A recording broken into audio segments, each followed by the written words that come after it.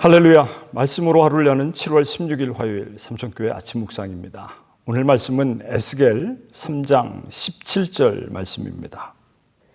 인자야, 내가 너를 이스라엘 족속의 파수꾼으로 세웠으니 너는 내 입의 말을 듣고 나를 대신하여 그들을 깨우치라. 아멘. 수련회 계절입니다.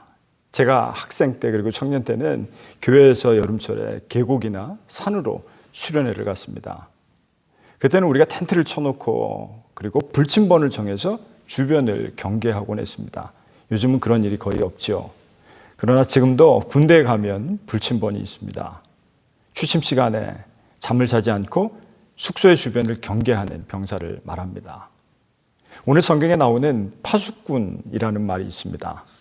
지금은 잘 쓰는 말은 아니지만 불침번 같은 뜻으로 캄캄한 어둠 속에서 적의 침입이나 위험을 발견하고 그리고 유사시 우리 편에게 가장 먼저 전달해서 생명이나 재산을 보호하는 중대한 임무를 맡은 사람을 말합니다. 에스겔서를 읽습니다.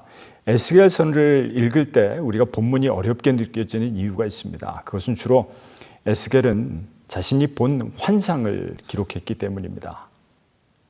유대인들이 전쟁에서 져서 바벨론의 포로로 잡혀간 것은 주전 605년의 1차, 그리고 597년의 2차, 그리고 완전히 멸망한 주전 586년의 3차, 이렇게 세 차례에 걸친 것입니다. 에스겔은 그중 2차 포로기에 잡혀간 예언자입니다. 하나님은 바벨론의 그발 강가에 끌려온 제사장 가문 출신 에스겔에게 소명을 주셨습니다. 그 역시 환상을 통해서 보여주신 것이죠. 에스겔에게 보여주신 하나님의 계시가 중요한 이유가 있습니다. 하나님은 예루살렘에 국한되어 계신 분이 아니라 머나먼 바벨론에 끌려와 있는 유대인들과도 함께 하시고 또 그곳에서도 역사하시는 하나님이시라는 것입니다. 17절에 인자야, 내가 너를 이스라엘 족속의 파수꾼으로 세웠다 말씀하십니다.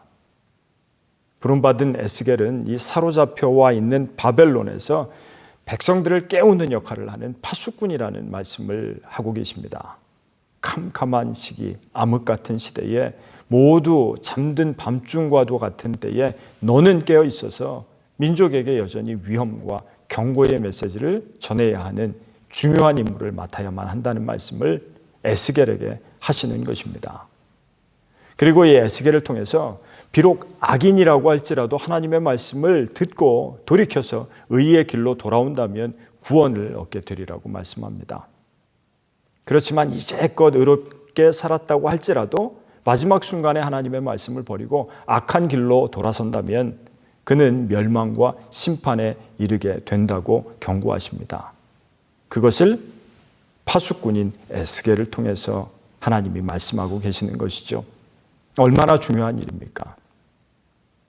우리는 한 양치기가 자기가 주목을 받고 싶어서 늑대가 나타났다 하고 마을에 거짓으로 알린 이야기를 우화 속에서 읽은 적이 있으시죠? 교훈에서 알 수 있듯이 파수꾼은 반드시 믿을 만한 사실만을 전달해야 할 것입니다. 그래서 오늘 말씀에 보면 하나님께서는 에스겔에게 내 입의 말을 듣고 나를 대신하여 그들을 깨우치라고 말씀하십니다. 그런데 에스겔의 환상은 단지 그 시대적인 예언만을 담고 있지 않고 오늘날도 우리에게 하나님이 동일하게 당부하고 계시는 말씀입니다. 하나님의 말씀과 경고를 전하는 시대적인 사명을 가진 영적 파수꾼이 바로 우리라는 것입니다. 그렇습니다. 하나님은 이 시대에 우리 그리스도인들을 파수꾼으로 세우셨습니다. 우리가 파수꾼의 역할을 잘 감당하지 못해서 내 주변 사람들이 영적으로 죽고 하나님의 심판을 받게 된다면 그 책임에서 내가 자유로울 수 없습니다. 에스겔에게 하나님께서는 그들이 듣든지 듣지 않든지 하나님의 말씀을 전하라고 3번이나 거듭해서 말씀하셨습니다. 우리 삼천교회가 가족전도, 관계전도, 환대전도를 모토로 세우고 2024년 전도의 해로 삼았습니다. 이것이야말로 우리가 파수꾼의 사명을 기억하자는 것이죠.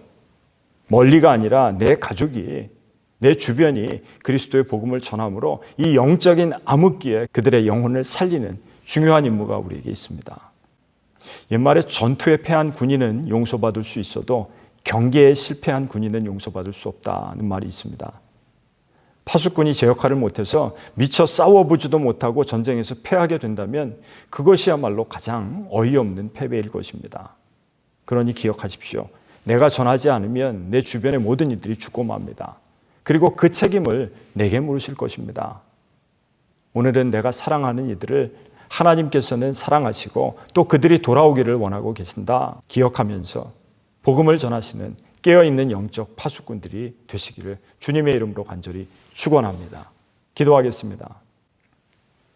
우리를 사랑하셔서 모든 이들에게 새로운 기회를 주시기를 원하시는 하나님, 우리를 에스겔같이 어두운 세상 속에 영적인 파수꾼으로 세우셨음을 기억합니다.